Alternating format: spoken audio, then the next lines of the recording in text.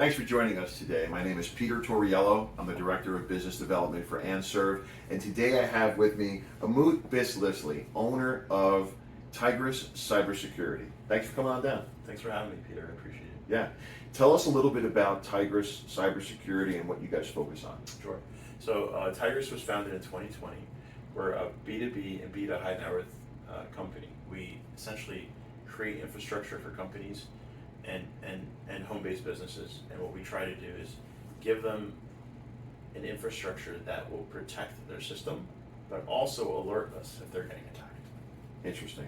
Great topic, high value there, and it's great that we're talking to you about this today. Anserve has invested a lot in its own cybersecurity network. Today we're going to focus a little bit on BYOD as it results in higher demand in a work environment, whether that's remote or in-house. But a BYOD policy, maybe you could talk a little bit about what that is and how it can affect a company.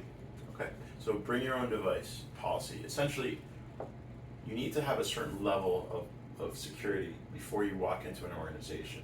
And to do that, you need updates on your devices. You need to make sure that there's some type of a way of checking to see if your phone, let's say it's an Android phone or an iPhone, is it up to the latest updates? If it's not, then having a policy with software behind it that actually blocks access is essential. Interesting.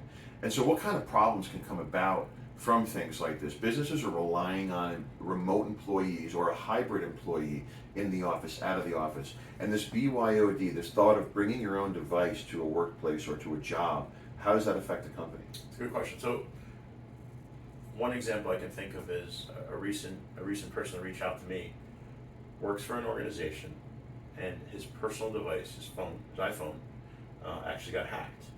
And what ended up happening was that a friend of his got scammed for a large amount of money, and the actual scammers came to this elderly person's house to collect the funds.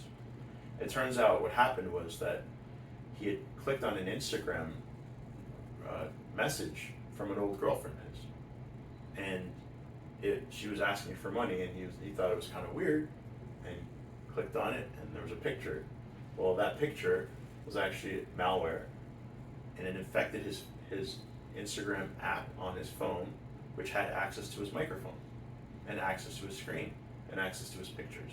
So anytime you install an app, it'll ask you, are you allowing access to your microphone? Are you allowing access to your pictures? So if there's an exploit, if there's a way to hack into an app, and in this case he had an outdated version of Instagram, he was basically compromised. And they looked at his phone calls with this person, and that's how they determined he was talking to this person, and they reached out to that person directly and used AI to fake out his voice. And they basically told the person that he was in jail, and that he needed money, and that he would send somebody to their house to get the money, and they did. So knowing what you should click on and not click on is the first defense. But after that, obviously using a personal device in a business environment now exposes the company where if you were using a business device, it would have been further protected. The company can control and go to other lengths to make sure things like this don't happen. It's all great information. Tune into some other videos that we're going to be putting out that talk more about how to be prepared and how to prevent or reduce exposure to this type of thing. Thank you very much.